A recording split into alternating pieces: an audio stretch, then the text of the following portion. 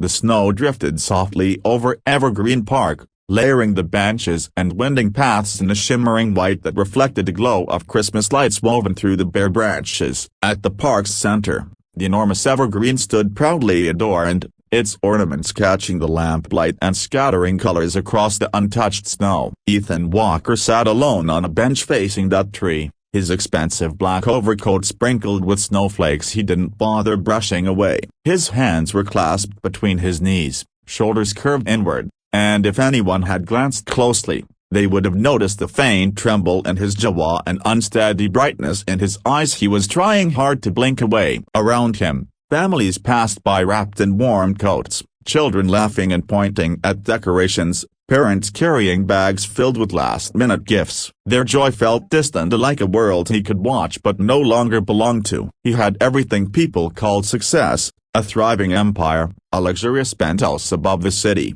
a secluded getaway nestled in the mountains. By every external measure, he had won, and yet, inside, he felt empty, doggy, silent, aching, utterly alone. His marriage had dissolved earlier that year. Jennifer had spoken gently when she told him she couldn't keep pretending that she'd spent years with a man constantly absent physically and emotionally. He had wanted to argue, to list the ways he had tried, but he couldn't, because she wasn't wrong. He had built an empire and lost the person who once stood at its center. They had never had children, something she had hoped for, but he kept postponing, waiting for a future that never arrived. Now there was no later, no family to soften the cold edges of the holidays. Only him, his accomplishments, and this quiet grief that seemed heavier whenever the world celebrated. When his assistant asked earlier if he had holiday plans, he lied anything to avoid the pity in her eyes. Invitations had poured in from colleagues and acquaintances,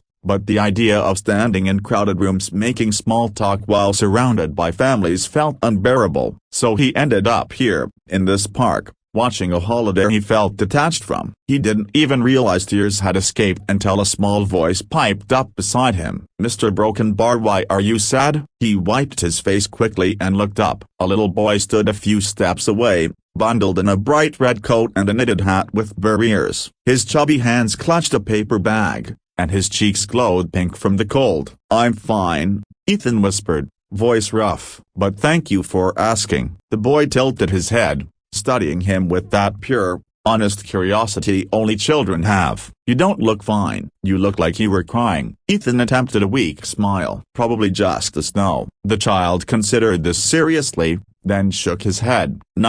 "I think you're sad." He brightened suddenly. "Don't be sad, mister. You can borrow my mom. She's really good at making people feel better." The innocence of the offer struck something deep inside him. "That's very kind," Ethan said carefully. "But I'm sure your mama Oliver."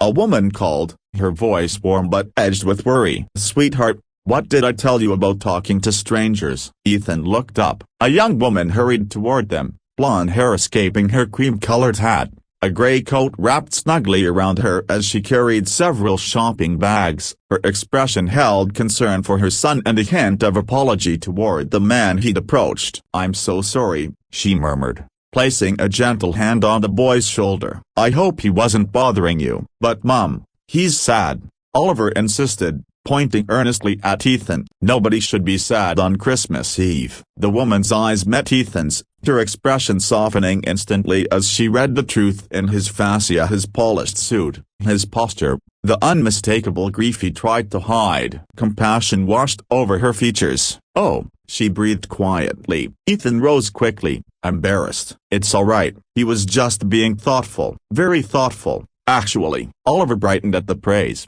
then extended his small bag. "Do you want a cookie? Mom and I made them. They're chocolate chip. She says cookies make everything better." The simple kindness dissolved the barrier in Ethan's chest. "I really shouldn't to please," Oliver insisted, shaking the bag with determination. "We made lots. You look like you need one." His mother gave a small, embarrassed smile. "He's not wrong. And they are pretty good." She hesitated, then added gently, "Would you like to sit with us?" We were taking a break to look at the tree. He should have declined. He knew he should, but he had nowhere to go, and something about this woman's sincerity paired with her son's fearless warmth made him want to stay, even just for a moment. "If you're sure," he murmured. "Absolutely." she said, settling beside him. Oliver plopped happily between them, pleased with his arrangement. "I'm Ethan," he said, accepting the cookie Oliver pressed into his hand. "I'm Rachel," the woman replied, "and this is my son,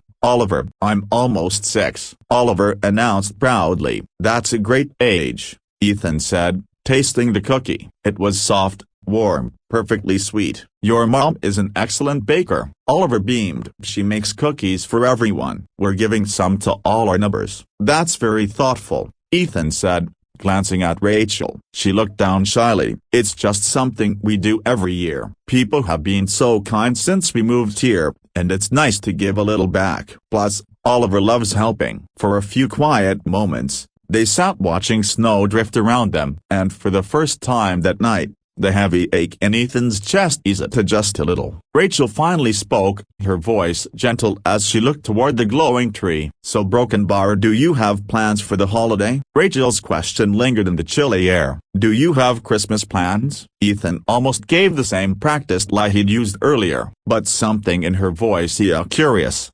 gentle, completely free of pity, disarmed him. "None," he admitted quietly. "No plans at all?" Rachel murmured. "That's sad," Oliver declared with childlike honesty. "Everyone should have plans for Christmas. Me and Mom are gonna open our presents, then have snowman-shaped pancakes, and then watch movies all day in our pajamas." "That truly sounds perfect," Ethan said, and he meant every word. "You can join us," Oliver announced brightly, eyes sparkling with hope. "Right, Mom." "He can have snowman pancakes too." "Oliver Broken Bar," Rachel started, flustered by her son's spontaneity. "It's okay," Ethan cut in gently. "That's very sweet, Oliver, but your mother probably has the whole day planned out." "I wouldn't want to intrude." "You wouldn't be intruding," Rachel said suddenly, almost surprising herself. She met his eyes fully, and there was something warm and sincere there. "Honestly, a Broken Bar, if you're really spending the day alone, we'd be happy to have you. It won't be fancy, just pancakes,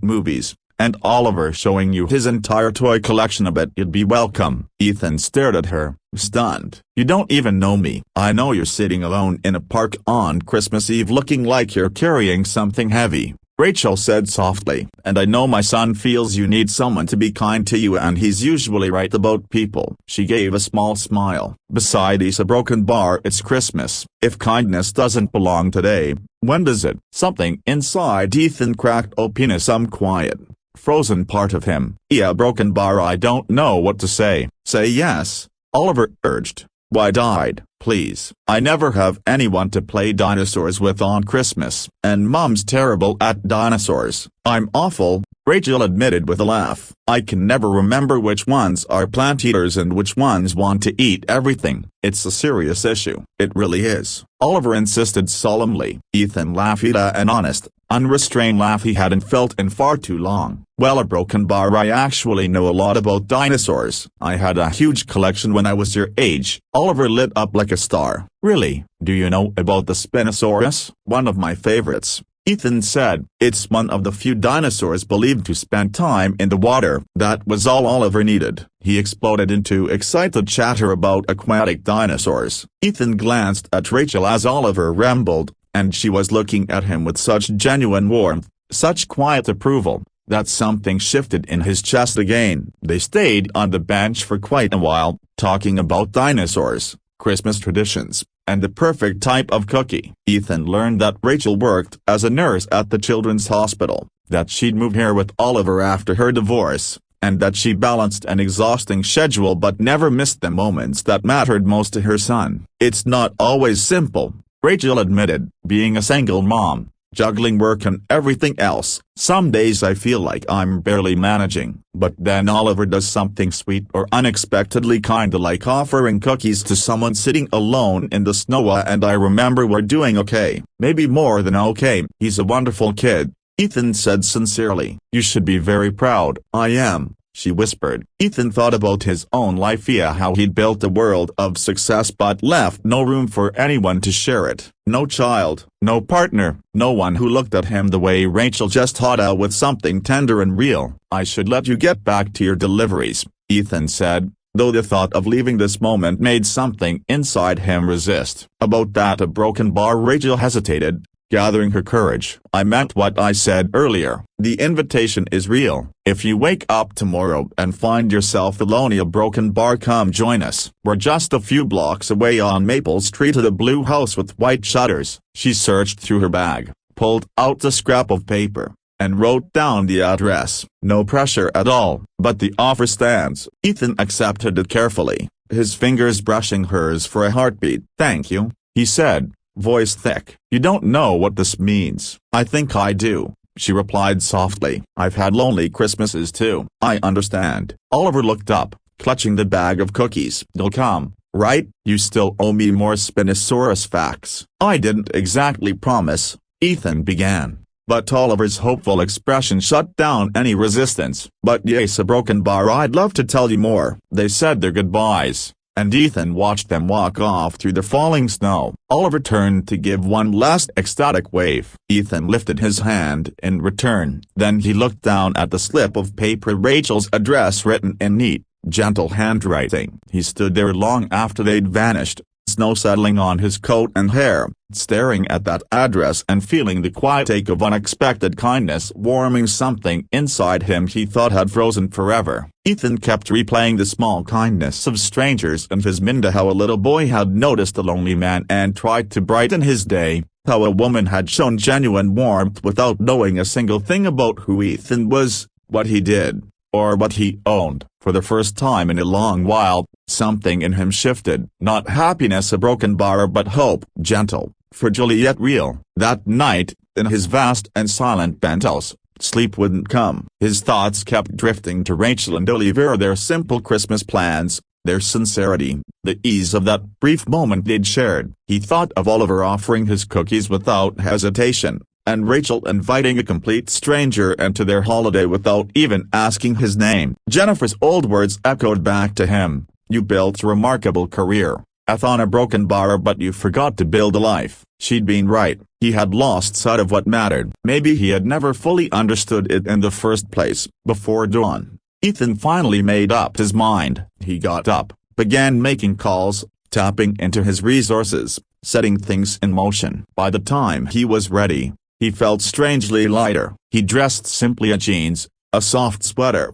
no trace of his usual corporate armor, and headed to the cozy blue house with white shutters on Maple Street, arms full of bags. When the door opened, Oliver stood there in dinosaur pajamas, his face lighting up like the morning sky. Mom, Mom, he came. The sad Mr. came. Rachel appeared behind him, still in her comfortable pajamas, hair pulled back, face on a doorknob, and Ethan found her effortlessly beautiful. You came, she said softly, surprise and warmth weaving through her voice. I hope I'm not too early, Ethan replied, lifting the bags a little awkwardly. I brought a few things. Ingredients for snowman pancakes, some really good hot chocolate, a bunch of Christmas movie I wasn't sure what you'd like, and a broken bar. He pulled out one last bag, suddenly shy. A broken bar, a Spinosaurus. I thought Oliver might enjoy it. Oliver's eyes widened. A real one? Well, a broken bar toy, Ethan said, crouching to his level and revealing the impressively detailed dinosaur he'd managed to get delivered that morning. But the very accurate one. See the sail on its back, and the long snout? Oliver accepted it as if it were priceless treasure. This is the best present ever, Rachel gently reminded him, and Oliver threw his arms around Ethan's neck with a fierce,